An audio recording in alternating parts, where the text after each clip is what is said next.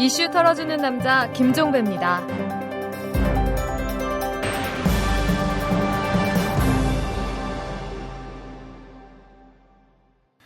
3월 27일 수요일입니다. 자, 국정원 직원 김모 씨의 여론조작 의혹 사건. 이젠 이 사건의 명칭을 바꿔야 할 것 같습니다. 국정원의 여론조작 의혹 사건. 이렇게 더 축약을 해야 될 것 같은데요. 원세훈 전 국정원장이 이른바 원장님 지시 말씀을 통해서 젊은 층을 우군화하라고 지시 내린 사실만 갖고 드리는 말씀이 아닙니다. 더 있답니다. 이 오늘의 유머 홈페이지에 들어가서 여론조작을 시도한 국정원 직원이 김모 씨 말고 한 명 더 확인이 됐다고 하는데요. 이모 씨라는 사람이라고 합니다. 이 사람이 오늘의 유머 홈페이지에서 정부 여당을 옹호하는 글 등을 작성한 사실을 경찰이 확인을 해서 형사 입건과 동시에 출국 금지를 시켰다고 합니다. 지금까지 드러난 상황이 이 정도라면 국정원의 일개 직원을 넘어 국정원이 조직적으로 여론조작을 시도한 것으로 봐야 하지 않겠습니까? 여기에다가 원장님 지시 말씀까지 있으니까요. 자, 그나저나 여론조작 사건의 머리에 해당하는 원세훈 전 국정원장. 이 사람 도대체 어디서 뭘 하고 있는 걸까요? 이 사람은 언제나 조사받으러 불려 나가는 걸까요? 현재로서는 깜깜 무소식입니다. 자, 광고 듣고 시작합니다. 재벌과 모피아의 함정에서 탈출하라. 종횡무진 한국경제. 재벌 개혁에 앞장서온 김상조 교수. 그가 한국경제에 던지는 8가지 질문. 우리가 몰랐던 한국경제의 진실을 파헤칩니다. 더 이상 경제 권력자들의 눈속임에 속지 마세요. 종횡무진 한국경제. 오마이뉴스가 만드는 책 오마이북.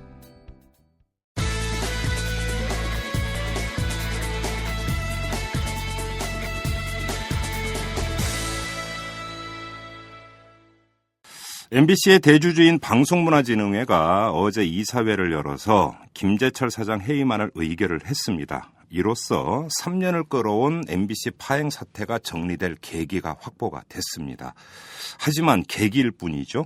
이 경우에 따라서는 이 계기가 제2의 김재철을 불러들이거나 또 다른 파행 사태를 낳는 계기가 될 수도 있습니다. 후임 사장이 누가 되느냐에 따라서 달라지는 것이죠. 자, 오늘은 이 문제를 한번 탈탈 털어보도록 하겠습니다. 이 방송문화진흥회의 야당 측 이사인 최강욱 변호사를 전화로 연결합니다. 변호사님 안녕하세요. 예, 안녕하세요. 네네. 아무튼 어제 김재철 사장 해임안이 의결이 됐는데 예. 이게 지금 마지막 절차가 주총을 열어서 지금 이거 확정을 해야 되는 것 아니겠습니까? 예. 주총은 언제쯤 열릴 수 있는 건가요? 원래는 주총이라는 게 상법상 대표이사가 소집하게 돼 있거든요. 네네네. 근데 지금 MBC 대표이사가 김재철 씨니까. 네. 거기서 소집할 거를 기다릴 수는 없는 일이고요. 그렇죠. 예, 100%의 주식 지분을 가진 주주들이 다 전원이 모이게 되면 주총은 자연스럽게 성립이 되는 겁니다. 네네. 그래서 나머지 30%를 갖고 있는 정수장학회 쪽하고 네. 예, 일정 협의를 해야 되고요. 그게 끝나면 바로 하면 되는 거니까. 예. 혹시 어제 이제 이사회에서 해임안 의결이 됐는데 그다음에 네. 혹시 정수장학회 쪽에 이 사실을 전달을 하고 그 과정에서 좀 의견 교환이 있었습니까? 어땠습니까? 그거는 사무처에다가 그렇게 하도록 지시는 했는데요. 예. 당연히 주총을 해야 되니까. 네. 근데 실제 전달이 되고 무슨 의견이 있었는지 이거는 아직 못 들었습니다. 예. 정수장학회 반응은 아직은 좀 체크가 안 된 상태고요. 네. 이게 지금 그 MBC 지분 구성이 방송문화진흥회가 70%, 정수장학회가 30% 이렇게 되어 있지 않습니까? 네. 이게 만약에 주총을 열어서 어제 이사회 해임안 의결이 뒤집혀지거나 이럴 가능성은 없다고 봐도 되는 거죠? 네, 전혀 없습니다. 전혀. 네, 전혀 없습니다. 그래요.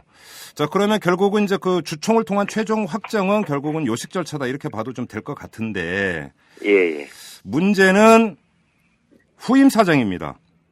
네, 그렇죠. 예. 근데 그 후임 사장 문제 여쭤보기 전에 일부 예. 보도에 따르면 김재철 사장이 어제 이사회에 나와서 읍소까지 했다 울면서 이런 예. 보도가 있었는데 맞는 보도입니까?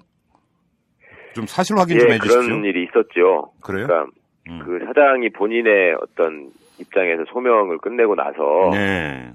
마지막 말이 이제 질문이 없으시면 저는 바깥에 나가서 겸허하게 결과를 기다리겠습니다 이랬는데 네. 물어볼 게 있으니 잠깐 앉아라 이렇게 하고 이제 질의가 시작이 됩니다. 네. 네. 이사들 가운데 김광동 이사와 제가 네. 그 해임 사유를 이제 적어가지고 예. 일종의 발제를 한 거죠. 예. 그래서 이제 발제한 분들 먼저 질의를 했으면 좋겠다 이렇게 돼서 이제 김광동 이사가 먼저 질의를 하시고, 네.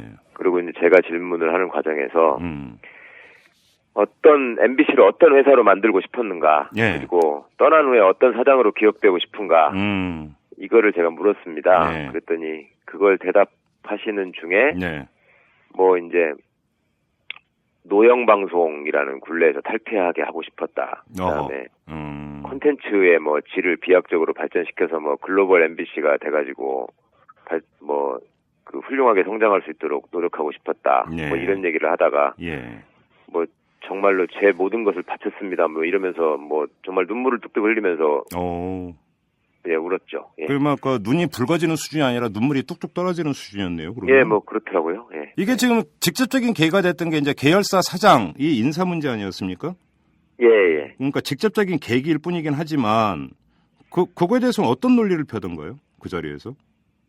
거긴 이게 이분이 그 전에 이렇게 이사회에 어쩌다가 출석해서 답변하는 걸 보면은 궤변을 하는 경우가 많았거든요. 궤변을? 예. 예, 근데 그 궤변도 예. 상식선에서 그냥 저렇게 말할 수도 있겠다 싶은 궤변이 아니라 아주 엉뚱한 말을 합니다. 예. 그러니까 예를 들자면 그런 일이 있었죠. 예전에 한번 이사회에 출석해서 뭘 보고하라고 했더니 네. 오지를 않고 예. 급한 출장이 있다고 예, 지방으로 내려간 적이 있었습니다. 예. 근데 이제 그 지방에 있었던 일이 사실은 그 다음 날 일이었는데 그날 오후에 부랴부랴 내려갔었고요. 그래요? 박문진 이사회가 열리는 시간을 피하기 위해서 하여튼 네. 집으로 내려가셨다고 저는 봤었는데 네. 그렇게 내려가서 이제 그 행사가 그래서 어디 있었다는 거냐, 그러니까 진주에서 그런 뭐 무슨 일이 있었대요. 네. 근데 이제 KTX를 타고 내려갔다는데 예. 진주에 간다는 분이 그 동대구역 KTX역 앞에서 발견이 됐었거든요. 그래요? 예, 그래서 아니 진주 간다는 분이 대구는 왜 가느냐. 네. 그랬더니 그 양반 그때 대답이 나는 원래 승용차는 좀 타기가 그렇고 KTX가 빠르고 편해서 네. 그렇게 갑니다. 예. 그래서 아니 왜 KTX를 탔냐고 물어보는 게 아니라 진주 가는 사람이 왜 대구역에서 발견되는 거냐라고 묻지 않았느냐. 예. 그러니까 그거는 사실 누가 봐도 통상적으로 납득이 안 가는 코스잖아요. 그렇죠. 진주 가는데 왜 대구를 가겠습니까? 그랬더니 아니 뭐 그럴 수도 있는 거 아닙니까? 제 스타일입니다. 뭐 이런 거거든요.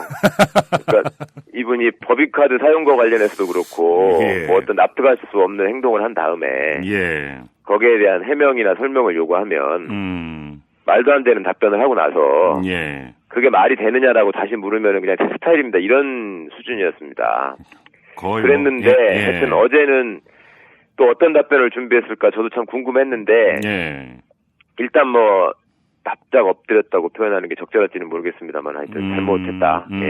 그리고 그래요? 뭐 실수였다. 예. 뭐 시간에 쫓기다 보니 그렇게 됐다. 예.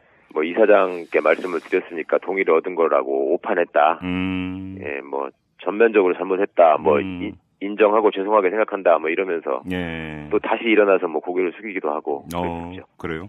아무튼 근데 지금 박문진 이사 구성이 야당 측 추천 이사는 3명밖에 안 되고 모두 9명 가운데 나머지 6명은 이제 청와대나 이제 그 여당 추천 아니겠습니까? 예. 그런데 이게 이제 여기서 이제 여당 추천목 이사 가운데 2명이 해임안에 이제 동의를 함으로써 이게 이제 가결이 된 건데. 예. 여기서 이제 해석이 갈리고 있습니다. 이게 그러면 여권하고 일정하게 신호 교환이 있었던 거냐 아니면 이사들의 독자적인 판단인 거냐. 근데 시그널 교환이 있었다라고 본다면 왜 2명밖에 그러면 또 찬성을 안 했을까라는 의문도 생기거든요, 사실은. 그렇죠. 예. 그러면 이게 2명의 여당 추천 이사는 독자적인 판단이라고 봐야 되는 겁니까? 예, 독자적인 판단이라고 저는 믿고 싶습니다. 왜냐하면 토요일 날 저희가 긴급 이사회를 했었잖아요. 예. 예, 그 자리에 이제 한 분의 이사만 빼고 박찬일 이사만 빼고 8명의 이사가 참석을 했는데 그 자리에서 이제 각자 발언을 하고 오간 얘기를 보면은 이사장 한 분을 제외한 7명의 이사 전원이 이거는 해임 사유에 해당하고 해임시켜야 된다. 라는 취지로 다들 얘기를 했거든요. 그리고 당장 그 자리에서 해임하자라고 얘기했던 사람이 이미 그때 5명이 넘었었습니다. 예. 그러니까 그날 했어도 될 일이었는데 단지 이제 한 분의 이사가 안 계셨기 때문에 예. 사장을 해임하는데 이사 한 사람이 없는 상황에서 하는 거는 어떻게 보면 그분의 저 의사를 무시하는 거 아니냐 예. 하는 점 때문에 그냥 저희가 그러면은 원래 예정돼 있던 임시이사의 날짜가 26일이었으니 그날 그러면 처리하자 이렇게 하고 상정만 하고 헤어진 거였거든요. 예. 그러니까 그때 이제 저기 의안을 상정시킬 때도 해임안을 발의한 사람이 6명의 이사였고요. 네. 예. 그러니까 표결을 하게 되면은 최소한 6대3이나 7대2의 결과가 나올 거라고 생각을 했던 거죠. 그렇죠. 예. 근데 5대4였단 말입니다, 결론은. 예. 네. 그러니까 그 최초의 7명까지 가능했던 숫자가 5명으로 줄어드는 과정에서 예. 뭐 어떤 외압이나 로비가 있을 수는 있었겠죠. 그렇겠죠. 예, 그렇지만 어쨌거나 5명이 굳어진 거는 그거는 독자적인 판단에 의한 거라고 볼 수밖에 없고요. 예. 그리고 실제로 어떻게 이렇게 노골적으로 개입하거나 뭐 이러지는 이번에는 못했던 것 같습니다. 그 사안이 워낙 중대했고, 네.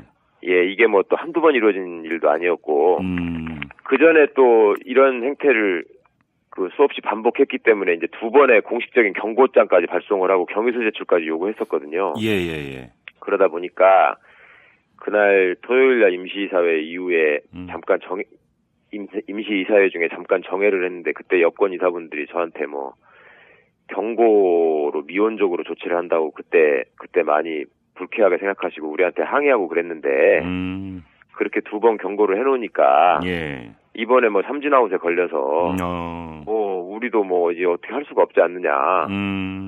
그러니까 왜 경고가 의미가 없는 거냐. 다 그게 쌓이는 겁니다. 네. 뭐 이렇게 노터웃음을 웃으면서 마치 축하한다는 듯이 저한테 얘기할 정도로 어허.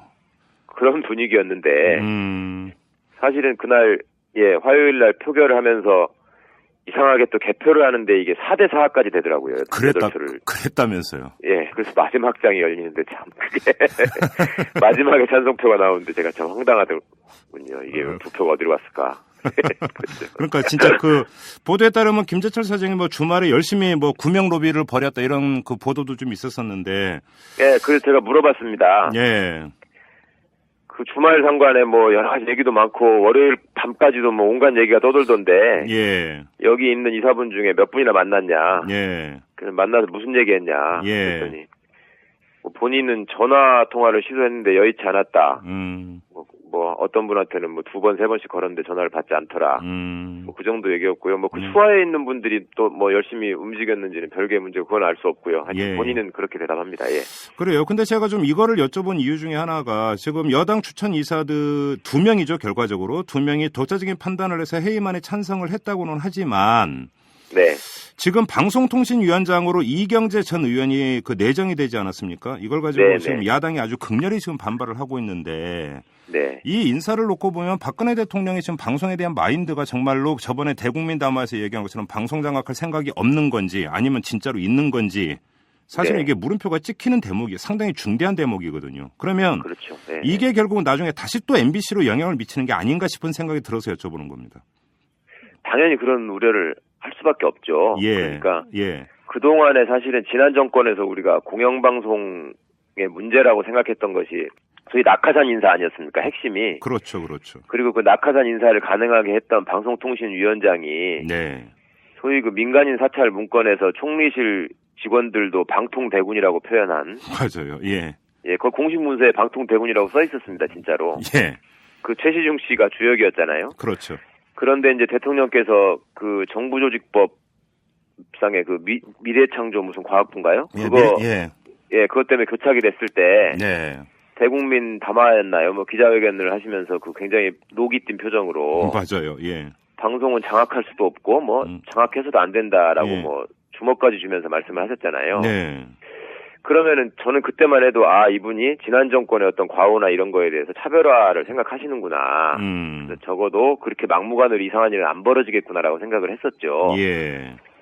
그런데 사실 MBC 문제에 대해서는 이게 뭐 좋은 건지 나쁜 건지는 모르겠는데 뭐 일단은 좋게 보고 싶습니다만 하여튼 일체의 어떤 그 의사를 표명한 적이 없었죠. 그렇죠.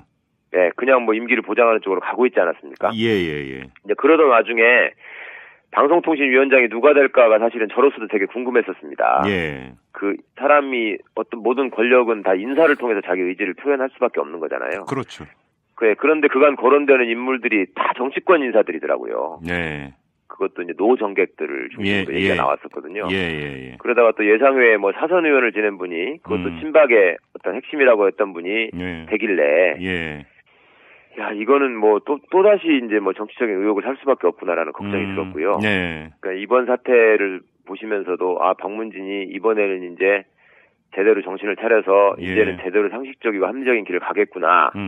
라고 성원하시기보다는 이게 뭐 이번 한 번은 이럴지 모르겠으나 이게 되겠냐. 그러니까요. 무슨 뭐 권력 핵심에서 뭐 다른 뜻이 있어서 자기 손에 피를 묻히지 않고 뭐 가는 길을 택한 거 아니냐. 이런 의혹들을 많이 제기하시더라고요. 그러니까요. 그거 뭐 충분히 근거 있고 일리 있는 의혹일 거라고 생각하고요. 그런 점에서 방통위원장 인사는 참 많이 유감스럽습니다. 예. 자, 그럼 이제 그 후임 사장 문제에서 아마 이제 그게 그 한번 검증이 이루어질 것 같은데 그 얘기를 한번 넘어가 보죠. 지금 아직 주총 일정이 안 잡힌 상태이기 때문에 이제 그 후임 사장 이제 공모 절차를 거쳐야 되는 것 아니겠습니까? 네네. 이제 공모 일정이 아직 안 나왔죠, 현재로서는. 네, 공모 일정은 이제 잡아가지고. 그런데 이제 문제는 금요일날 확정할 겁니다. 공모 절차가 개시가 되면 뭐 자천 타천 여러 사람이 아마 이제 그 거명이 되고 할 텐데. 이 과정에서 방송통신위원회나 청와대나 새누리당이나 이런 데서 모종의 어떤 그 메시지나 압력이나 이런 게 들어올 수도 있지 않습니까? 사실 과거에 그래 왔고. 네, 그렇겠죠. 이것이 이제 그 여당 추천 이사들이 통로가 될 가능성이 있는 것 아니겠습니까? 이거를 물론이죠. 이거를 제어하거나 어떻게 할 방법은 없습니까? 도저히?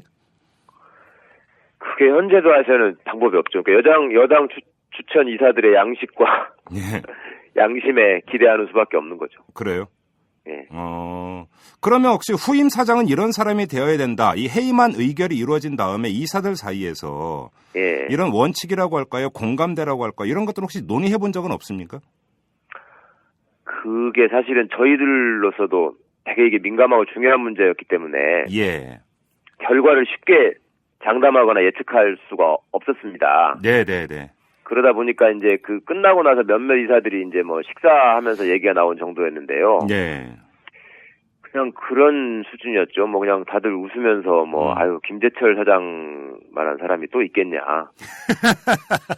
그러니까 누가 와도 김재철보다 나을 거다 이런 얘기입니까? 그러니까 뭐 그런 취지였겠죠. 근데 하여튼 서로가 다들 뭐 예상을 못한 결과였기 때문에 뭐 가결을 원했건 부결을 원했건 간에 그러니까 후임자에 대해서는 사실은 구체적인 생각을 할 수 있는 시간적인 여유가 전혀 없었죠.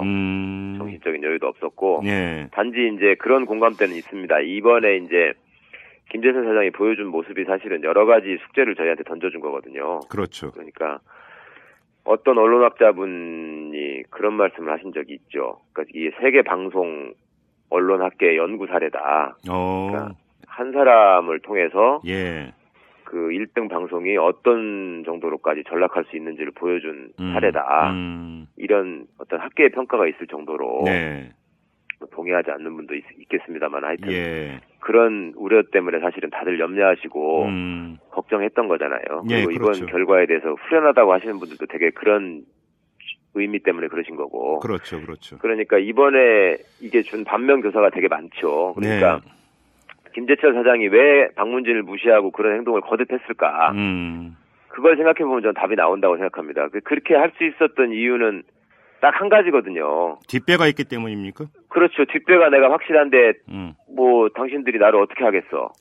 이런 거였죠. 그리고 실제로 저희가 이제 4번째 회의만을 올렸다가 겨우 가결이 됐습니다만 3번의 과정을 통해서 또 그중에 한 번은 3번 외에 또 한 번은 본인이 사임 의사를 밝혔는데도 불구하고 이게 반려가 되고 재신임받는 과정이 있었잖아요. 그랬죠. 그러면 그런 과정을 거치면서 바보가 아닌 이상 이거는 방문진이 결정하는 게 아니라 어차피 나는 하여튼 그 내가 갈 길이 있구나 이렇게 생각하지 않겠습니까? 그리고 그런 절차를 가능하면 그 번잡한 절차를 피하고 싶은 게 사람의 일반적인 심리이기 때문에요. 그렇죠. 아니 간단하고 확실하게 본인의 거취를 보장받을 수 있는 길이 있는데 뭐하러 박문진을 의식하고 거기 오라고 그러면 가고 뭐 보고해야 되면 보고하고 협의해야 되면 협의하고 그럴 필요가 뭐가 있었겠습니까? 그렇죠. 본인이 그런 생각을 할 수밖에 없었던 어떤 상황들이 있었던 거죠. 네네네. 그러다 보니까 이제 이번에도 어떻게 좀 과욕을 부리다가 자충수를 둔 꼴이 되고 말았는데 네. 그러니까 결국 이거의 핵심은 뭐냐면 어쨌거나 미흡하지만 법률에 정해진 네. 그 공영방송의 공적 지배 구조라는 것이 있고 네. 그거를 최소한 지키는 한에서 그게 전제가 돼야지만 최소한의 어떤 방송의 독립성, 네. 공공성, 공정성의 얘기가 논의될 수 있는 기반이 되는 것이지 그것이 아니면 이거는 그냥 어떤 정파 내지는 어떤 세력의 대결장밖에 되지가 않습니다. 그렇죠. 예, 그리고 박문진 이사분들 중에도 솔직하게 그걸 토로하는 분들이 있었거든요. 여권 추천 이사분 중에. 아, 그래요? 예. 지난번 회의만이 부결되고 나서 제가 하도 기가 막혀서 예. 아니 어떻게 이럴 수가 있습니까? 뭐 외압이 있을 거라고 예상도 하고 뭐 그런 게 있은 것 같지만 그래도 그간에 생각하신 바가 있고 발언하신 게 있는데 예. 어떻게 이럴 수가 있습니까라고 물었을 때 예. 아니 뭐 나도 명구스럽지만 솔직히 말해서 여기가 어떤 특정 세력을 대표하는 사람들이 모여서 예. 그게 부딪히는 장 아니냐. 예. 그렇다면 그런 어떤 그 긴급하고 중요한 상황이 왔을 때는 예. 그런 어떤 세력의 입장을 존중할 수밖에 없는 거 아니냐 자기들은. 아, 그렇게 얘기를 해요? 아 그렇게까지 얘기를 하시더라고요. 오. 그래서 제가 그렇게까지 물었었죠. 근데 그 세력에서 앞장서서 내세우는 대표가 김재철 사장이라고 하는 거는 스스로 그거는 아주 뭐 만족하십니까? 네. 그러니까 아유 뭐 그거는 우리도 부끄럽죠. 그렇게 얘기하셨어요. 그러니까 이분들이 뭐 아주 뭐 비양심적이라거나 그렇죠. 무슨 아주 뭐 판단력이 없다거나 불합리하다거나 뭐 이런 분들 아닙니다. 절대로. 네네. 다들 사회에서 다 유력한 경력들을 거치신 분들이고. 그렇죠. 예, 다 보통 사람 수준의 판단력은 다 있는 분들인데 그렇게 할 수밖에 없었던 그 뒤에서 작동하는 보이지 않는 손. 예. 그걸 없애야 되는 거죠. 그렇죠. 이게 결국은 이 권력과 정치권의 이 마인드가 바뀌지 그러니까 그게 바뀌어야 되는 게 가장 본질적인 문제인데 결국은. 그렇죠. 예. 그러니까 그거를 갖다가 뭐 소위 그 보수적인 어떤 그 시각을 갖고 있는 분들이 그런 말씀 하시잖아요. 예전에 이문열 선생님과 그분도 한번 방송에서 그렇게 말씀하시는 걸 제가 얼핏 듣고 좀 놀란 적이 있는데 예. 뭐 인류 역사의 어느 시절에 예. 예, 그렇게 올바른 일이 올바른 길을 통해서 예. 최선의 결과를 얻어낸 적이 있었냐. 사람 사는 게 다 그런 거 아니냐. 예. 뭐 그런 말씀들을 하시거든요. 예. 그러니까 공영방송이라는 게 뭐 말로는 공정성이 있고 독립성이 중요하다고 하지만 예. 어느 정권이 방송의 독립성을 확고하게 보장하기 위해서 노력한 게 있으며 그렇죠. 예. 어느 정권인들 거기로부터 나는 떳떳하다고 자유롭게 얘기할 수 있느냐. 뭐 그런 얘기들을 하세요. 예. 그리고 뭐 이번에 뭐 이 사람이 뭐 어떻다고 하지만 뭐 과거에는 뭐 어땠냐. 뭐 노조위원장이 갑자기 사장되지 않았냐. 뭐 이런 식의 반론이 이게 예. 전가의 보도처럼 두고 써먹는 말이거든요. 그러니까 이제 정도의 차이는 중요하지 않다 이거죠. 그분들의 얘기는. 예. 본질은 뭐 결국 같은 거 아니냐라는 식의 얘기를 해왔단 말입니다. 그렇죠. 예. 그러면은 이게 우리나라가 이제 어떤 특정 세력이 계속 독재를 통해서 권력을 독점하고 이러던 시대가 간 거라고 스스로 믿는다면, 예. 스스로 그렇게 주장한다면, 이제는 그런 굴레를 좀 스스로 벗어나는 노력을 예. 정치권에서 하셔야 될 때가 왔다고 저는 생각합니다. 그러니까 과거에 네. 그랬으니까 앞으로도 그래도 된다라는 것은 이건 논리적으로 성립이 안 되는 얘기고. 그렇죠. 그리고 그렇죠. 많은 분들이 또 오해하시는 것이 그 네. KBS는 지금 이사지가 11분인데 네. 거기는 소위 7대3입니다. 그 음. 추천 비율로 보면 예. 박문진은 6대3이거든요. 예. 근데 이게 어떤 규정에도 근거가 없어요. 그런 숫자로 이렇게 뭐 추천해서 임명한다라는 게 예. 그냥 전에부터 그렇게 해왔다라고 하면서 그렇게 하는 겁니다 지금. 그러면 그 합리성에 타당성에 대해서 누구도 검증한 바가 없고 네. 누구도 그렇게 인정해준 바가 없거든요. 예. 그거는 전적으로 권력의 필요에 의해서 그냥 그렇게 해왔던 겁니다. 네네. 그러니까 이미 이제 무슨 그 투기도 국회에 구성되고 아마 그랬을걸요. 방송 예, 맞습니다. 공영성을 위해서. 예. 예, 그러면 그 자리에서 이제 이번 사태를 좀 계기로 삼아가지고 이런 논의들이 좀 저는 이제 진짜 필요하다고 생각합니다. 그러니까 그 3분의 2 적어도 여야의 어떤 일방적인 저기가 나눠먹기가 아니라 의결 정족수 말씀하시는 거죠? 네네. 3분의 2의 어떤 의사가 합치돼서. 예. 이 공영방송의 이사도 뽑고, 사장도 뽑고, 이래서 정파적으로 하여튼 그런 오해를 받지 않는. 예. 그런 제도적인 장치가 최소한 마련돼야지. 네. 그러고 나서 그 다음에 방송의 공공성, 공정성, 무슨 독립성을 얘기하는 게 의미가 있지. 예. 그렇지 않은 상태에서 뭐 아무리 주먹을 불끈 쥐고 흔들어봐야 그거는 믿어주는 사람이 많지 않은 것 같더라고요. 그래요. 자, 그러면 이 이제 후임 사장 공모 과정에서 이제 그 후임 사장 선임 방식이 어떻게 이루어지는 거죠? 일단은 뭐 차츰차츰 하면 접수를 받게 되는 거고. 네, 예. 공모 이제 공고를 내고요. 예. 그러면 이제 뭐 접수, 뭐 벌써 접수하겠다고 하신 분 나섰더만요. 그런데 아, 그래요? 벌써? 예, 뭐 변희재 씨가 사장 응모하겠다고. 아. 예, 그거는 봤는데. 예. 하여튼 저희는 공모를 시작한 바는 없습니다. 아직. 그래서 네. 공모 절차가 시작되면 이제 소위 원서 접수가 이루어지는 거죠. 그렇죠. 그러면 저희가 일단 서류 심사를 통해서 예. 한 3배수 내지 5배수 정도로 압축을 할 것 같습니다. 그러면 이제 예. 박문진 이사회에서 이제 면접에 들어가는 겁니까? 그 사람들을 그렇습니다. 대상으로? 면접을 한 후에 예. 그다음에 저희가 그다음에 의결해서 선임을 하고 표결입니까? 이사 9명에? 예, 표결입니다. 그때는 뭐 과반수 이런 겁니까? 아니면 그냥 다수결입니까? 그때도 과반수죠. 과반수. 예. 그러니까 과반수가 안 나오면 계속 표결을 그러니까 거듭되는 거네요. 네, 그렇죠. 뭐 그래야죠. 아, 네. 그래요. 자, 그러면 제가 그 최강욱 그 변호사께 여쭤보겠습니다. 만약에 이 과정에서 네. 여권의 압력이나 간섭이 있었다라고 만약에 최강욱 변호사께서 확신을 갖는다면 그때는 어떻게 대응하시겠습니까? 박문진 이사로서. 아, 그 과정에서 그런 모습을 보인다? 예, 그러면. 예. 근데 그런 모습을 보이시지 않을 거라고 일단 기대하는 수밖에 없고요. 네. 그런 모습이 보인다면, 그런 모습을 보인다면, 네. 결국은 뭐, 이번 김재철 사장 해임이라는 게 별다른 의미가 없는 거죠. 그렇죠. 예. 저는 그렇게 생각할 수밖에 없을 것 같습니다. 알겠습니다. 그때 되면은 또, 예. 그리고 지금 그 최강욱 변호사께서 어제 하신 말씀이 있습니다. 그러니까 이제 박문진 이사들이 이제 김재철 네. 사장 때 이제 취해졌던 불합리한 인사 조치 등으로 인한 상처 치유를 위해 노력을 하겠다 이런 말씀을 하셨는데 지금 예를 들어서 지금 파업 과정에서 해고된 사람만 8명 아닙니까?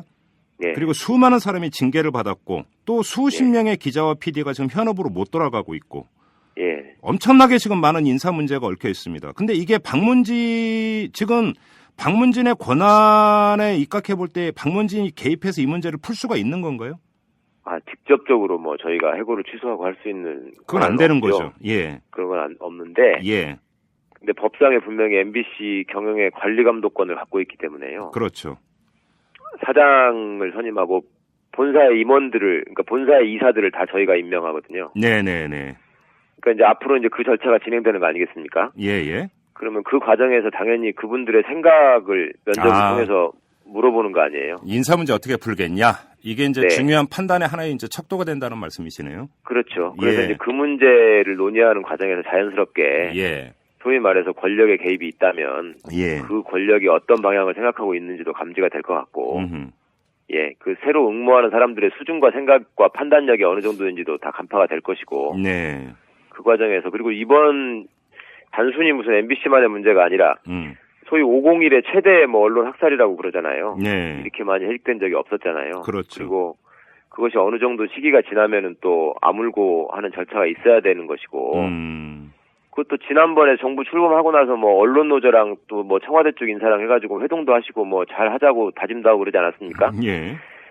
뭐 그런 게 있고 어차피 지금 전 정권이 저지른 잘못에 대해서 이 정부가 반복할 뜻이 없다면 네. 그 해직 언론인이나 또 그 부당한 징계 문제들은 최우선적으로 해결해야 될 과제죠. 지금 이게 MBC의 경우에도 뭐 부당한 정보 발령부터 징계까지 소송에서 번번이 지금 계속 지고 있거든요. 그렇죠. 예. 근데 그런 상황에서 이거를 그냥 뭐 세월에다가 맡기고 사법부의 판단을 기다리겠다. 뭐 이런 수법을 쓴다면 네. 그거는 안 하겠다는 얘기고 예. 여전히 방송을 장악하고 여전히 권력의 입맛에 맞게 활용하겠다라는 네. 것밖에 안 되는 거죠. 근데 예를 들어서 해직자나 그 부당 정보 받은 그 직원들 같은 경우는 어찌 보면 해법은 간단할 수 있습니다. 그냥 복귀시키면 되는 겁니다. 그거는 사실. 그러니까 네. 의지만 갖고 있으면 되는 문제인데 근데 복잡한 문제 한 가지가 김재철 사장 때 이른바 시용 PD, 시용 기자 이런 사람들을 지금 다수 채용을 하지 않았습니까? 예. 그래서 만약에 부당하게 전보 발령받은 사람들이 다시 원직으로 복직을 했을 때는 여기서 나오는 여러 가지 갈등과 인원 중첩 문제가 지금 발생하지 않을 수가 없습니다. 이 문제를 도대체 어떻게 풀어야 된다고 보십니까? 그렇죠. 그게 저 개인적으로는 김재철 사장이 제일 잘못한 게 그거라고 생각하는데요. 이게 난제 중에 난제거든요, 사실은 이게. 정말 난제죠. 예. 그러니까 이거를 도대체 회사를 망가뜨리려고 한 일인지 예. 모르겠는데 예. 그 부분이 무슨 이제 MBC에 또 제3 노조도 출범을 하고 그러니까요. 예. 소위 뭐 그 시용 분들의 뭐 예. 입장을 대변하겠다라는 얘기가 있는 것 같고요. 예. 그러니까 이게 하여튼 하루아침에 도저히 풀릴 수 없는 문제고요. 그렇죠. 이렇게 얽힌 문제를 이번에 선임되는 사장이 사실은 또 법적으로는 보궐 사장이거든요. 그렇죠. 보임이죠. 그러니까 예, 남은 임기만 수행하는 거죠. 김재철 사장이. 예. 네, 내년 초까지 남은 임기만 하는 사장이라서 예. 그 안에 하여튼 그 사람이 이 문제를 어떻게 해결하느냐에 따라서 예. 다음에 또 정식 임기 사장을 할 수 있느냐. 그렇죠. 그렇지 않느냐가 예. 결정 나겠죠. 예. 그렇죠. 저희들이 하여튼 그런 과정에서 사실은 인권 침해 문제부터 포함해서 뭐 정말 말도 안 되는 수많은 문제들이 있었습니다. 그렇죠. 뭐 그렇죠. CCTV를 설치한 문제도 있고 네. 뭐 증거도 없이 그냥 명령 휴직을 시켜버린 것도 있고 예. 그 뭐 정말 얼토당토하는 짓을 했는데요. 예. 그런 문제들이 하여튼 속히 정리되도록 그동안에야 뭐 박문진을 그냥 대놓고 무시하니까 예. 얘기해봐야 그냥 벽 보고 얘기하는 것밖에 안 됐는데 예. 이제는 좀 달라지시겠죠. 예. 예. 처음 사례지만 어쨌거나 사장이 해임되는 거가 박문진에서 이루어지는구나. 이거를 실제로 경험한 것과 야 법에 있을 뿐이지 30년 동안 한 번도 그런 일이 없었는데 그게 되겠어 하는 것과는 그렇죠. 좀 예. 다르지 않을까요 아무래도. 예. 아무튼 그러면 후임 사장은 뭐 물론 지금 일정이 확정이 안 돼서 뭐하겠지만 얼추 언제쯤이면 선임이 될 거라고 지금 예상을 하십니까? 아 그거는 저희가 어저께 논의하면서 최대한 빨리 하자라고 했습니다. 예. 그러니까 공모 절차만 정해지면 공모 기간을 한 2주 정도만 두고요. 예. 그 가능하면 그 공고를 처음 냈을 때로부터 한 달 안에 선임을 하자. 예. 예. 그렇게 얘기를 했습니다. 그러면 4월 안에는 선임이 되겠군요. 그렇죠? 예, 그렇게 되기를 희망합니다. 알겠습니다. 자, 여기까지 진행하도록 하겠습니다. 잘 들었습니다, 변호사님. 네, 감사합니다. 네. 시사평론가 김종배가 진행하는 이슈 털어주는 남자. 시사의 최전선에서 여러분의 궁금증을 풀어드립니다.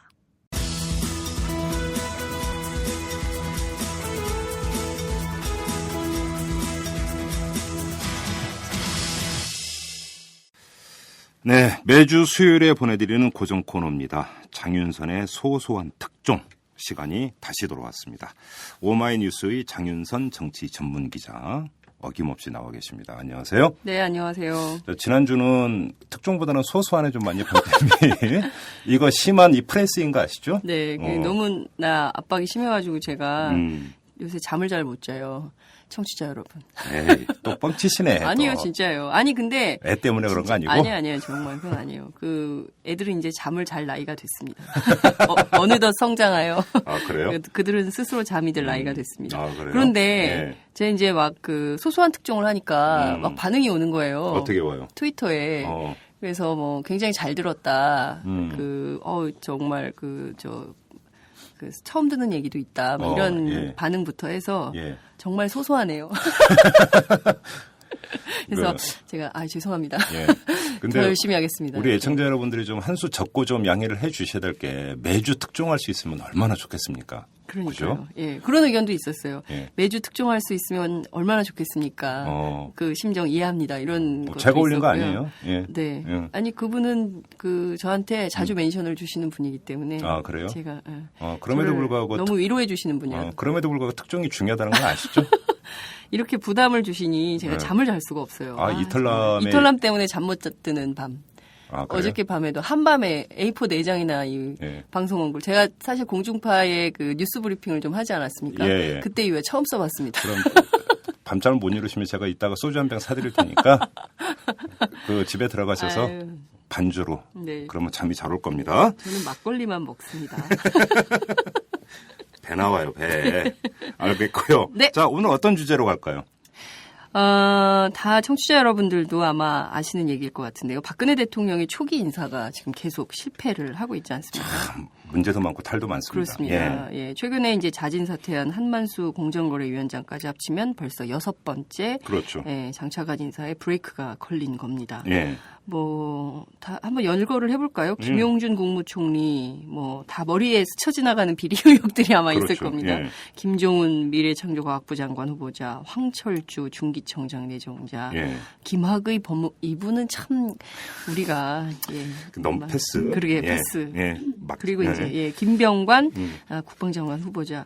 과연 이런 분들을 누가 천거한 거냐. 남경필 새누리당 의원의 말대로 하면 참모진의 잘못과 무능을 얘기하기보다는 그 전에 대통령께서 임명권자의 인사 시스템과 인사 방식에 문제가 없는지 그 평가와 수정을 먼저 해야 된다. 이런 건 아닌가 싶은데요. 예.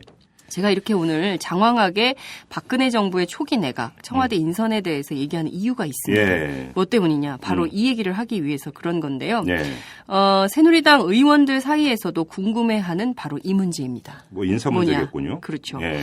국민과 기자들에게 그토록 비판을 받았던 윤창중 대변인. 청와대 대변인. 그렇죠. 예. 그리고 김행 청와대 대변인. 예. 그들은 어떻게 청와대 대변인이 됐을까? 오호. 과연 누가 이분들을 청와대로 인도했을까? 오. 하는 문제입니다. 예. 분위기는 좋아요, 그죠? 이거 특종 분위기로 가고 있어요. 그렇습니다. 저는 지금 저도 계속 뉴스를 좀 보고 있습니다만 이 얘기는 별로 들어본 적이 없어요. 그래요. 말씀하신 대로 예. 새누리당 한 재선 의원이 저한테 이런 말을 했습니다. 예. 되게 인사가 나면 그 인사의 배경 또 인사권자가 무슨 뜻으로 그 사람을 그 자리에 앉혔는지 예. 또 누가 추천했는지 대통령 후보 시절에 그는 후보와 어떤 관계였는지 뭐 이런 얘기들이 사람들의 입을 타고 돌기 마련인데 그렇죠. 유독 이 두 분에 대해서는 아무런 뒷얘기가 없다. 그래서 나도 궁금하다. 완전 장막입니까? 그렇죠. 예. 이 얘기를 하면서 알게 되면 나도 좀 전해다오. 새누리당 의원이? 그렇죠. 새누리당 재선 의원이 저한테 이제 그런 얘기를 했어요. 그래서 제가 오늘은 바로 이 주제, 윤창중과 김행은 어떻게 청와대 대변인이 됐을까 예. 하는 점에 대해서 얘기를 좀 해볼까 합니다. 서설은 그럼 그 정도로 하고 네. 바로 본론으로 들어갑시다. 네. 먼저 윤창중 대변인. 네. 그러면 이 사람은 인수위 대변인으로 임명이 될 때부터 참 말이 많았던 사람인데. 네, 기자들 사이에서도 거의 설마 청와대 대변인까지 할까? 못 갈 거다. 여기에 퀘스천 마크를 찍는 기자들도 상당히 많았는데 결국은 입성을 했어요. 네. 어떻게 된 겁니까? 말씀하신 대로 윤 대변인에 대해서는 기자들이 정말 혀를 내두를 정도였습니다. 예, 정말 기자들을 대상으로 한 얘기가 가관이었는데요. 예. 그러니까 내가 인수위를 출입하는 단독 기자다 이래가지고 충격을 줬거든요, 기자들한테. 그러니까 이분이 잘 아시는 것처럼 한국일보 기자로 출발을 해서 문화일보 논설위원, 세계일보 정치부장까지 근 30년간 기자 생활을 한 분이에요. 그런 분이 내가 인수위를 출입하는 단독 기자다, 대변인이 이제 그런 얘기를 하고 다녔기 때문에 사실 후배된 기자들이 이분의 이 발언을 우리가 어떻게 이해를 하고 어떻게 받아들여야 되는 거냐. 그러면 인수위를 굉장히 당시에 당황했죠. 출입했던 기자들은 이른바 핫바지라는 얘기냐? 그러니까요. 예. 네. 그러니까 그리고 사실 그때 인수위 출입 자체가 안 돼가지고 바깥에서 덜덜 떠는 기자들을 보면서 예. 제가 이 얘기를 바로 옮겨도 되는지는 모르겠습니다만, 예.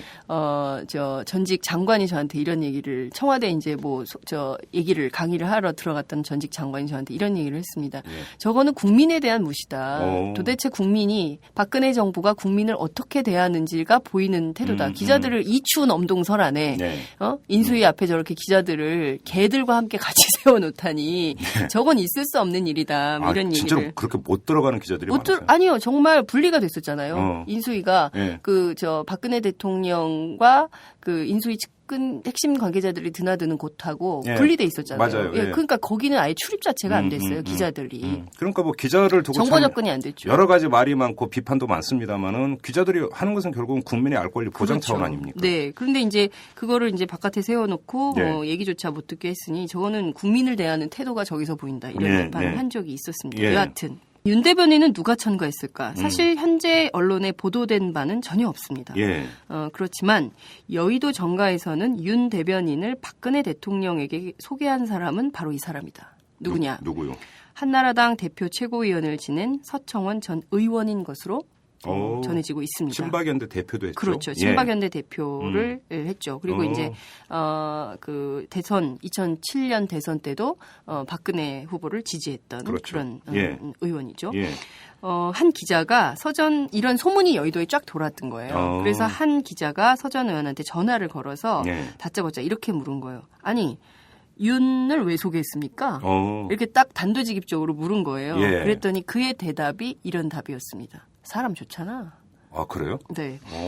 그러니까 이 얘기는 저희 그 해당 기자와 그 서청원 의원하고 통화한 기자와 저희 오마이뉴스 기자가 직접 대화로 확인한 내용이거든요. 이 말대로 그러면 자기가 추천했던 걸 인정하는 그렇죠. 것처럼 그렇습니다. 들리네요. 자기가 추천했다는 게 바로 입증이 되는 건데요. 사실 이 얘기를 직접 들은 기자는 그러면 정말 서가 윤을 소개한 것이 맞구나.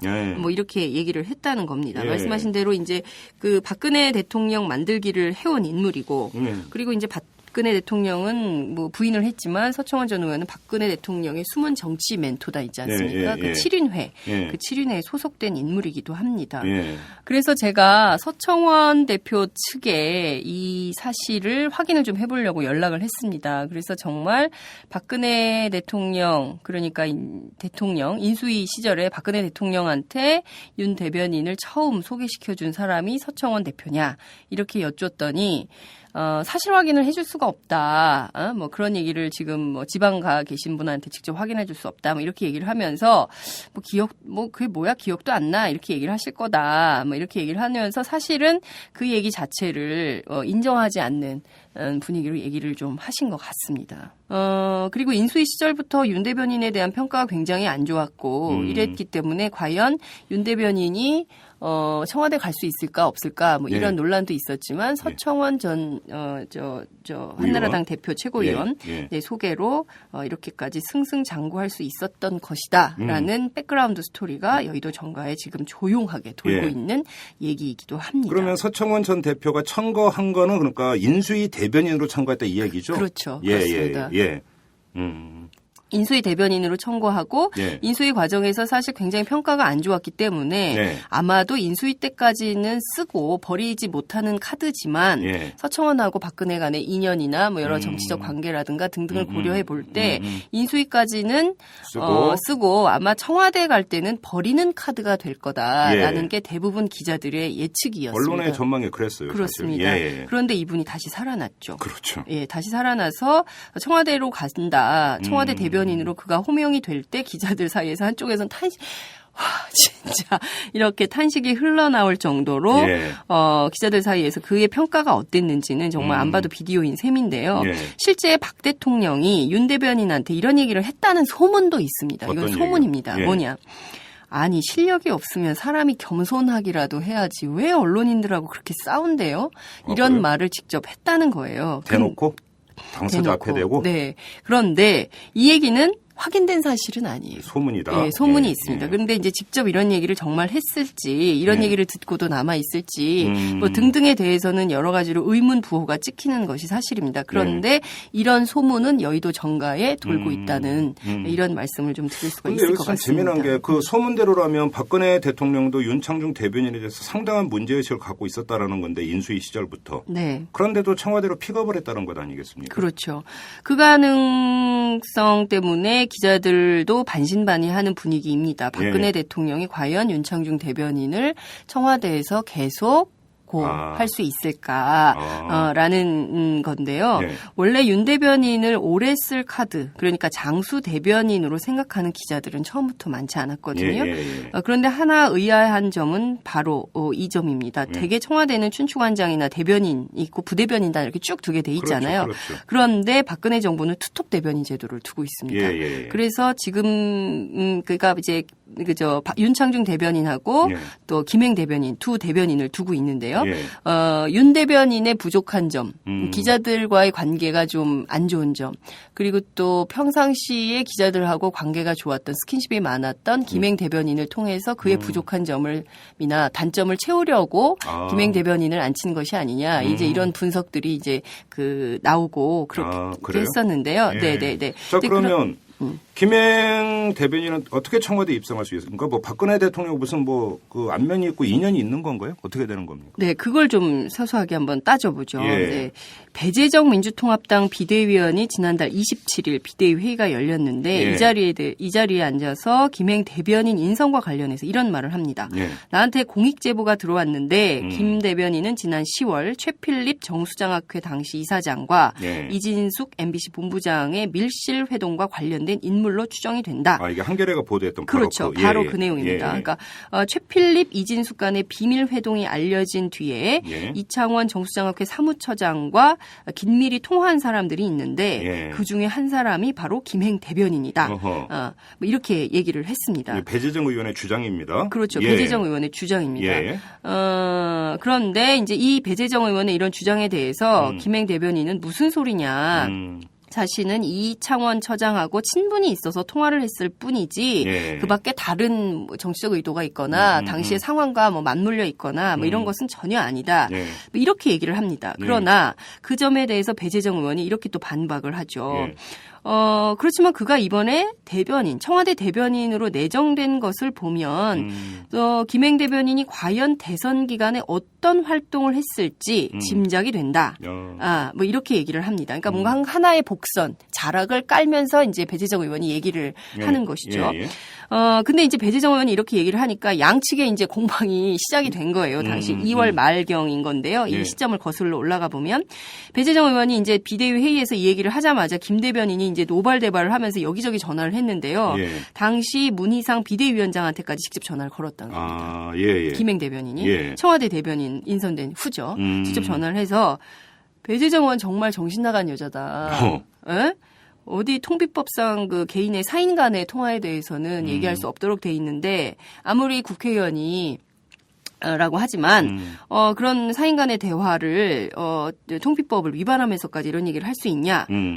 대고 이제 언론에 대고 이런 얘기를 하다니 이게 정말 제정신이냐 이렇게 비판을 했다는 겁니다. 근데 여기서 문희상 위원장의 대답이 정말 재밌는데요. 지금 당신 무슨 자격으로 나한테 전화를 했냐. 청와대 대변인이면 대통령의 입을 대신하는 자리인데 지금 제1야당 대표한테 전화를 걸어서 이게 무슨 얘기냐. 문제제기를 정말 하려고 한다면 공식적으로 문제제기를 해라. 뭐 이런 얘기를 했다는 거예요. 그래서 이제 좀 이렇게 잠정 이렇게 좀 그 매듭이 지어졌는데요. 여기서 두 가지 문제를 이게 쭉 좀 장황하게 설명이 됐습니다만 여기서 두 가지 문제를 좀 짚어낼 수 있습니다. 첫 번째, 김행 대변인은 왜 그토록 배재정 의원의 주장에 대해서 민감하게 대응을 했을까? 그리고 청와대 대변인님의 그 굉장히 높은 자리 아닙니까? 그리고 이제 입이 굉장히 조심스러운 자리인데 말이죠. 직접 제1야당 대표한테 전화까지 걸어서 비판의 강도를 굉장히 높여서 그런 얘기를 왜 했을까? 도대체 어떤 루트로 청와대 대변인이 됐길래 이렇게 전전긍긍하는 걸까? 일단 거기서는 두 가지 가능성이 다 있습니다. 뭐냐면 찔려가지고 뭔가 과민 반응일 수도 있고 또 정반대 180도 다른 완전 사실무근이어갖고 너무 황당해가지고 또 그러는 경우도 있을 수가 있어요. 그죠? 네. 두 가지 가능성이 일단 다 있습니다. 네네. 두 가지 가능성이 다 있습니다. 근데 어쨌든 제일 중요한 것은 이거 같습니다. 우선 김행 대변인과 이창원 정수장학회 사무처장이 비밀회동, 이진숙, 최필립 비밀회동 직후에 직접 통화했다. 이 내용은 이미 언론에서 다 다룬 바가 있거든요. 네. 그리고 당시 비밀회동에서는 그 MBC와 부산일보의 지분을 팔아서 박근혜 대통령의 당선을 돕자 이런 얘기가 오고 간 걸로 밝혀졌잖아요. 그렇기 때문에 이 회동이 언론엔 이미 다 알려진 것이고 이를 수습하는 과정에서 김 대변인이 뭔가 역할을 했을 것이다 라는 것이 언론의 대략의 추측이었습니다.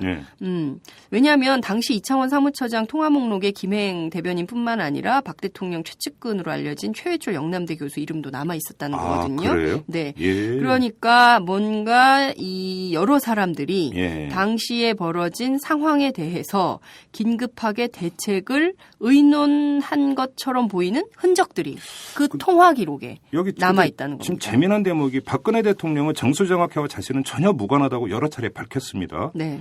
그런데 바로 박근혜 대통령의 측근 중에 측근으로 지금 분류되는 사람이 바로 최회출 교수인데 정수장학회 사무처장이 이 사람과 통화를 했다. 이것도 상당히 의미심장한 대목일 수가 있어요. 네. 그러면은 당시 이창원 사무처장의 통화 내역에 등장하는 인물이 김행 현 청와대 대변인 그리고 이제 최측근 말씀하신 최혜출 교수, 예. 그리고 이제 최필립 이사장 네. 뭐 등등 있지 않습니까? 네. 그러니까 이 사람들은 무슨 이유로 그때 그렇게 긴밀하게 그 비밀 회동 직후에 통화를 했을까? 이것은 여전히 좀 의문으로 남는 것이죠. 통화 내용은 알 길이 없고. 알 길이 없죠. 예. 예. 그러면 이거에 대해서 김행 대변인의 반론이든 아니면 입장이든 들어봤습니까? 그렇죠. 예. 저희가 이제 당시 오마이뉴스가 직접 이제 전화를 해서 예. 김행 대변인하고 통화를 했는데요. 통화했다는 사실 자체가 알려진 것에 대해서 굉장히 격분을 하면서 이거는 통비법 위반이니까 기사를 쓰는 순간 고소하겠다. 뭐 이런 게 굉장히 이제 강하게 나왔습니까? 본인 말로는 이런 거예요. 해명인데요. 예. 김행 대변인의 해명입니다. 예. 작년 10월 13일 토요일에 예. 이창원 정수장학회 사무처장하고 통화한 이유는 최필립 이사장과 개인적으로 아는 사이고 네. 그때 이제 각종 언론에서 박근혜 대표가 조만간 그 정수장학회 입장을 낸다는데 네. 대부분의 언론이 최필립 이사장이 바뀐다고 해서 자기가 그냥 개인적으로 궁금해서 전화를 했을 뿐이다. 그리고 이제 자기는 최필립 이사장하고 알기 때문에 바로 전화하면 되는데 전화를 받지 않아서 이창원 선배한테 전화했더니 받지 않았다. 그래서 두세 통 했는데 전화를 안 받았다. 뭐 이렇게 주장을 했는데 저희가 확인한 바로는 세 차례 정도 통화가 된 걸로 보이더라고요. 그러니까 김행 대변인은 이창원 사무처장에게 전화를 걸었지만 통화는 안 됐다는 네, 거고. 예. 근데 오마이뉴스에 그 확인된 바로는 세 차례 통화를 직접 한 걸로 돼 있고. 그렇죠. 여기서 달라지는데 자, 여기서 그 당시 김행 대변인은 위키트리 부회장이었어요. 그래요. 그러니까 위키트리라고 하는 게 이제 뭐냐면 트위터에 기반한 언론이란 말이죠. 그렇습니다. 그러니까 예를 들어서 그러면 당시 이것이 아주 핫한 뉴스였고. 네. 그래서 그 만약에 이창원 사무처장하고 개인적으로 아는 사이라고 한다면 네. 언론사의 부회장으로서 취재 겸해서 전화를 할 수도 있는 것 아닙니까? 네, 그렇죠. 예. 예, 그런데 본인이 위키트리 부회장으로서 전화했다는 것보다는 저희 해명에서는 이렇습니다. 지금 말씀하신 대로 예. SNS를 기반으로 한 언론사의 부회장인데도 예. 이분이 이런 해명을 해요. 동아일보 여기자가 자기에게 전화를 했다는 겁니다. 예, 한겨레 보도 뒤에 자기가 그 사건을 취재 중인데 취재가 안 된다. 당신이 최필립과 친분이 있으니 한번 알아봐 달라고 부탁을 했고 예. 그래서 자신이 내가 알아봐 주마 했는데 전화가 안 됐다. 그래서 나중에 이제 그 통화가 계속 안 되다가 나중에 통화가 됐는데 이창원 처장이 정수장학회는 아무나 사람을 쓰지 않고 신뢰가 두텁기 때문에 절대 그런 일은 없다. 그러니까 이제 최필립 이사장이 바뀔 일은 없다. 이제 그런 얘기를 해서 그 예. 내용을 동아일보 여기자에게 전해줬다. 이렇게 얘기를 한 거예요. 그러면서 이거는 뭐 별스럽지 않은 별거 아닌 사인 간의 대화인데 그거를 배재정 의원이 공개한 거는 상당히 심각한 문제이다. 뭐 이렇게 비판을 하는 것이죠. 그러니까 윤 대변인과 이창원 사무처장과 김행 대변인이 뭐 아주 철저한 인맥관계에 있다. 이렇게는 얘기할 수는 없지만 아름아름으로 알고 지내는 사이다. 뭐 김행 대변인 같은 경우는 중앙일보 조사 전문기자 출신 아닙니까? 그렇죠. 여론조사 언론계 같은 경우가 상당히 넓어 보이지만 바닥이 상당히 좀 좁거든요. 그렇습니다. 그래서 이제 언론계에 있으면 이제 서로 선후배하면서 이렇게 이제 관계를 맺는 경우가 많으니까 네. 언론계에서 이제 서로 알게 됐다 이렇게 이제 보면 되는 건가요? 그렇습니다. 네. 예. 그러면 이제 그 문제는 그 정도로 정리를 하도록 하고요. 네. 자, 결국은 이제 핵심은 다시 이거 아닙니까? 왜 통화를 했느냐? 결국 이거잖아요. 그러면 네. 귀착되는 문제는 네. 어떻게 되는 겁니까 이게?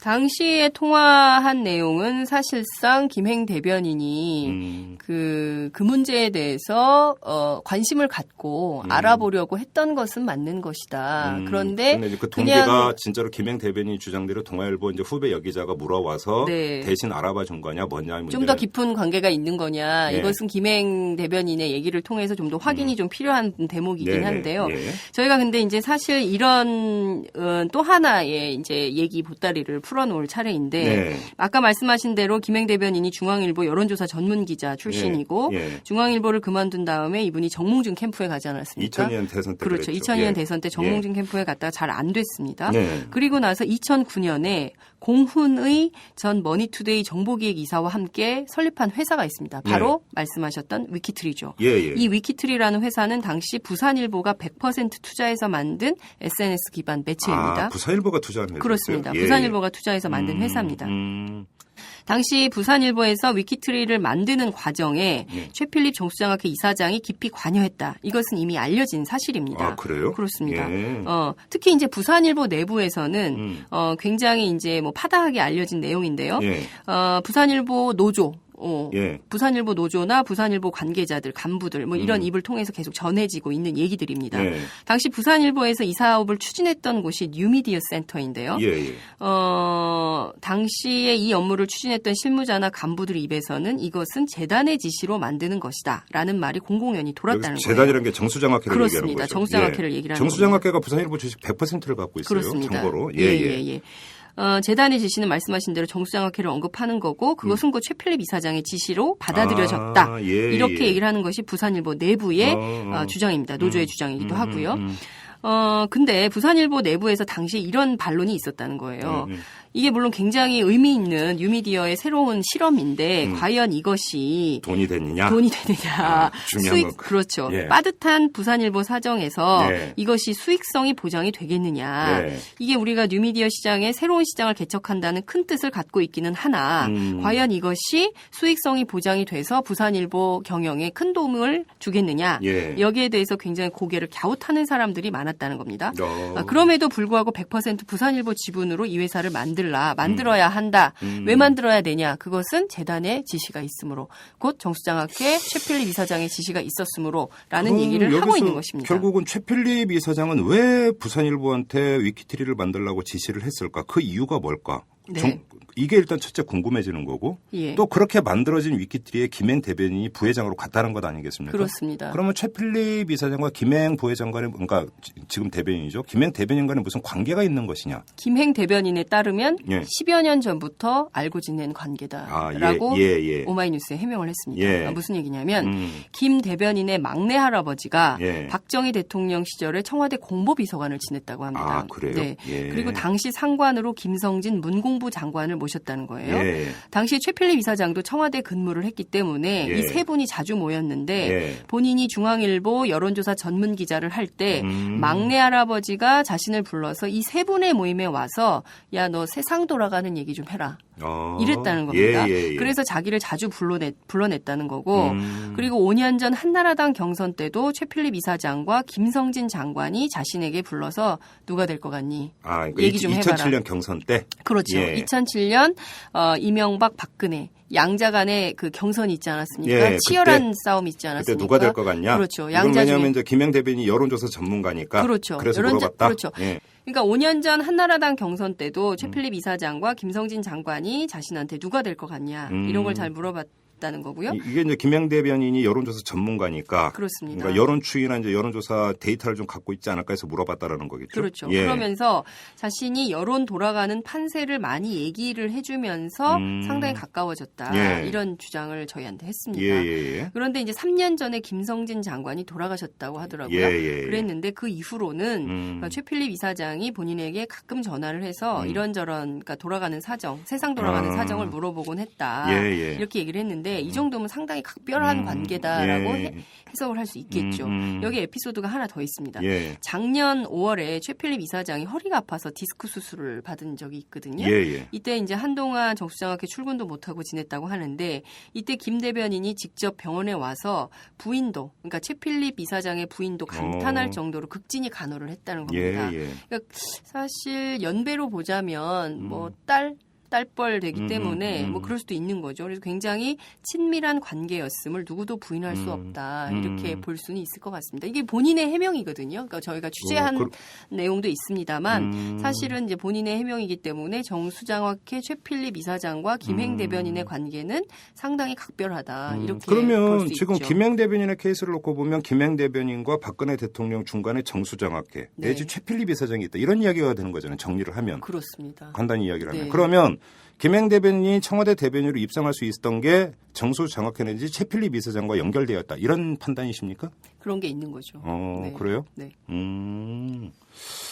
그러지 않고 다른 길이 있었냐. 그러니까 뭐 본인은 그렇게 얘기를 합니다. 자신이 그 대선 과정에서 그러니까 왜 청와대에 인선됐다고 생각하십니까? 청와대 대변인에 본인이 발탁됐다고 생각하십니까? 라는 질문을 했을 때 김행 대변인이 한 얘기는 이런 거였어요.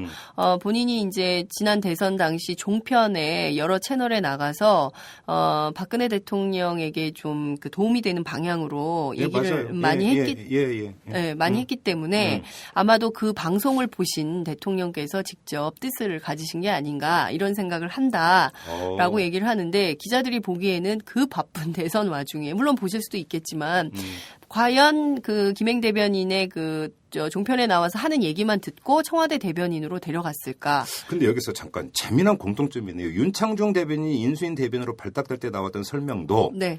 자기가 이제 칼럼을 썼는데 네. 이제 박근혜 대통령이 그걸 보고 인상 깊어서 불러서 차 한잔 마신 적이 있다. 이런 얘기가 그때 네. 설명이 되지 않았습니까? 그렇죠. 예, 거의 예. 맥이 같네요. 지금. 네, 그렇습니다. 예. 네. 근데 이제 뭐 그게 그럴 수도 있죠. 예. 뭐 그 가능성이 없는 것은 아닙니다. 정말 그 김 대변인의 눈부신 활약을 보시다가 지난 1월에 대변인의 발탁이 됐다. 뭐 이렇게 볼 수도 있죠. 그러나 말씀드린 대로 그럼 종편 출연 때문에 김 대변인을 발탁했다? 꼭 그렇지만은 않을 것이다라는 게 여의도 정가의 분석이라는 겁니다. 그래요? 그렇죠. 왜냐하면 이런 배경도 또 있는 거거든요. 김 대변인이 2009년 당시에 자신과 공동으로 위키트리를 설립했던 공은희 사장 같은 경우는 이제 최필립 이사장과 일면식도 없다. 뭐 이렇게 얘기를 하고 뭐 등등의 주장을 하지만 사실 이분도 지난 대선 당시 박근혜 캠프 중앙선대위 홍보 소셜 미디어 전략기획단장에 임명됐다가 번복된 적이 있었거든요. 임명됐 또 번복이 됐습니까? 그렇습니다. 번복이 된 게 이제 본인이 안 하겠다고 해서 번복을 한 거예요. 근데 본인의 해명은 뭐 자신의 사업에 부정적인 영향을 미칠 것 같아서 그만뒀다. 이렇게 얘기를 하지만 요 시점이 애매한 게 바로 한겨레의 최필립 이사장과 이진숙 MBC 본부장 간의 비밀 회동이 폭로된 바로 직후였습니다. 시점이 그런 거예요? 네, 시점이 그렇습니다. 그렇기 때문에 여러 측면에서 이 위키트리, 그다음에 부산일보의 부산일보 100% 투자한 정수장학회 그리고 이제 이 두 분이 청와대, 그러니까 김행 대변인이 청와대에 가게 된 것.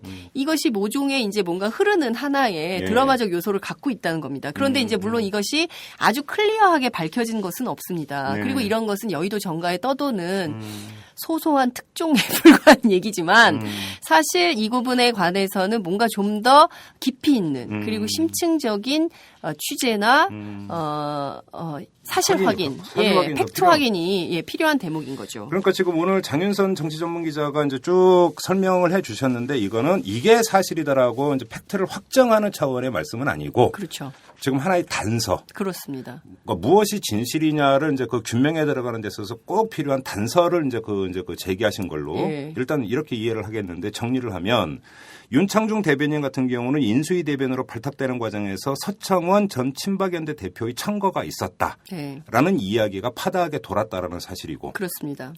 김행 대변인 같은 경우는 그 최필립 이사장, 정수장학회 이것과 상당히 또 여러 가지 측면에서 지금 얽혀 있는 부분이 있다. 그렇다라고 한다면 김행 대변인이 발탁되는 과정에서 혹시 이 최필립 이사장과 박근혜 대통령 간의 어떤 관계 이것이 영향을 미쳤을 가능성 지금 이제 그거를 제기를 하신 거죠. 그렇습니다. 좀 사실 확인을 좀 더 추가로 좀 해야 될 것 같습니다. 네. 이거 그러면 나중에 사실 확인 다 하셔갖고 최종 확정 부분을 여기서 또 얘기하실 수 있는 건가요? 뭐 기사를 먼저 쓸 수도 있죠. 이탈남에서 먼저 얘기했으면 이탈남에서 먼저 얘기를 해야죠. 네, 알겠습니다. 이렇게 구박받을 말씀을 하시면 안 돼요. 알겠습니다. 자, 오늘 여기까지 진행을 하도록 하겠습니다. 고맙습니다. 네, 감사합니다. 안녕하세요. 오마이뉴스 대표 오연호입니다. 오늘 방송 잘 들으셨나요? 오마이뉴스는 10만인 클럽 회원 여러분의 후원으로 이탈남을 제작하고 있습니다. 오마이TV의 대선 올레도 10만인 클럽 덕분이었습니다. 이탈남과 오마이TV 더 열심히 하겠습니다. 여러분이 제작자입니다. 월 10,000원에 참여 10만인 클럽 회원이 되어 주십시오. 오마이뉴스 첫 화면에서 직접 가입하시거나 02-733-5505 내선 274번으로 전화 주시면 담당 직원이 안내해 드립니다. 지금 7,500명입니다. 함께해 주십시오. 감사합니다. 앞서서 이 MBC 문제를 짚었습니다만은 여러 가지 각도에서 MBC 문제를 조명할 수 있겠죠. 하지만 저는 이 점을 좀 강조를 하고 싶습니다. 이 파업 과정에서 수많은 사람들이 상처를 받았습니다. 해고를 당했다, 징계를 받았다, 부당정보 받았다. 이거는 표면상에 나와 있는 이야기이고 그 과정에서 입었을 마음의 상처, 그리고 울분, 그 응어리, 결국은 다 사람 사는 이야기 아니겠습니까? 시사라고 하는 게. 이렇게 본다면 김재철 사장의 해임 문제는 다수의 MBC 직원들, 그 해임 사실이 다수의 MBC 직원들에게 어떻게 심적으로 다가갔을지 이거에도 한번 주목을 해보는 것도 필요해 보일 것 같습니다. 그런데 조금 나아지겠지라고 하는 기대감이 다시 더 큰 실망감으로 갔을 때 그 심적 타격은 더 클 수도 있습니다. 그래서 계속 일관되게 김재철 해임보다 더 중요한 문제는 후임 사장 인선이다. 이 말씀을 드리는 이유도 바로 여기에 있는 것이죠. 자, 오늘은 여기서 마무리하도록 하겠습니다. 지금까지 이탈남 김종배였습니다.